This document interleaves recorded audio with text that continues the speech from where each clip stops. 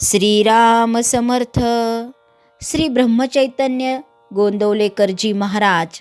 प्रवचन सेवा 2 जनवरी. सद्गुरु से ग्रहण किया गया नाम श्रेयस्कर होता है.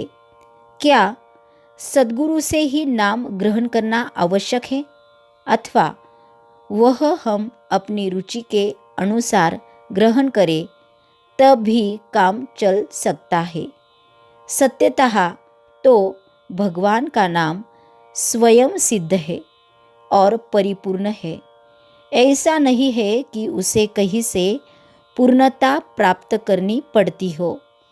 सद्गुरु से ग्रहण किया गया नाम और हमारी अपनी रुचि से ग्रहण किया गया नाम दोनों में कोई फर्क नहीं पड़ता.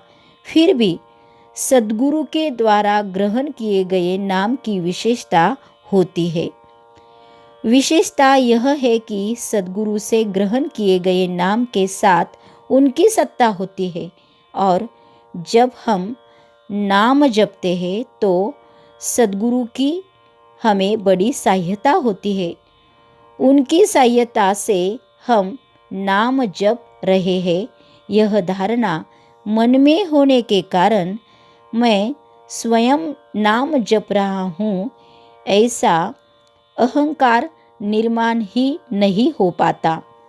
सद्गुरु की आज्ञा का पालन करते करते साधक के मन में नाम जपने की रुचि निर्माण होती है और समाधान होने तक नाम जपने से उसकी आत्मा को संतोष प्राप्त होता है. इसलिए सद्गुरु से नाम ग्रहण करना आवश्यक है. लेकिन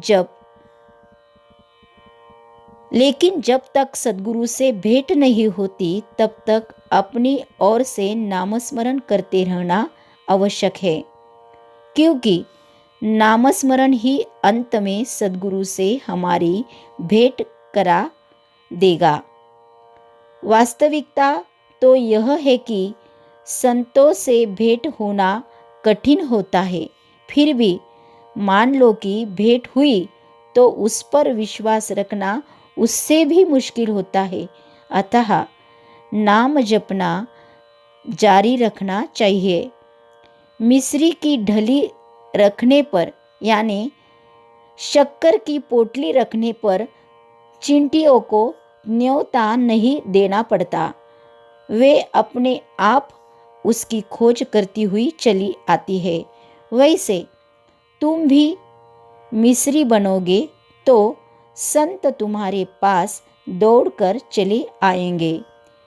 मिस्री बनो यानी जो संतों को प्रिय है वही करो. संतों को क्या प्रिय है? भगवान का अनुसंधान और अखंड नामस्मरण के अलावा संतों को और कुछ भी प्रिय नहीं है. अतः तुम अपने हृदय में अखंड नामस्मरण की ज्योति जगाए रखो.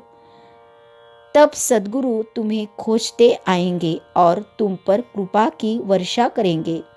इस प्रकार सद्गुरु से नाम ग्रहण करने पर किसी को ऐसा लगेगा कि इसके पहले भी तो मैं राम नाम जपता था, सद्गुरु ने भी अब वही बताया, तब इसमें क्या फर्क पड़ गया?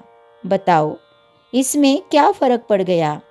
पर इसी में विशेषता यह है कि क्योंकि इसमें मैं करता हूँ, यह अहंकार छोड़ना पड़ता है. सद्गुरु से नाम ग्रहण करने पर ही मैं ही करता धरता हूँ के अहंकार की गुंजाइश की भावना पनप नहीं पाती.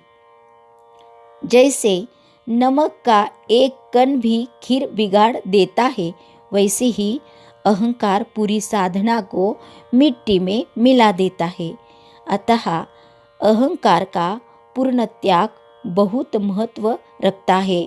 भगवान का नाम ही औषध है. भगवत प्राप्ति का उसका फल है. भगवत की प्राप्ति उसका फल है.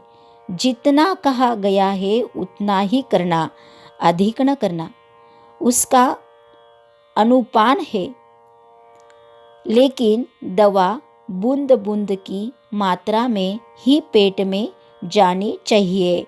आज का बोध वचन। साधारण शब्दों का आधार भी जब बड़ा होता है तो भगवत नाम का आधार कितना बड़ा होगा। जानकी जीवन स्मरण जय जय राम। श्री राम जय राम जय जय राम।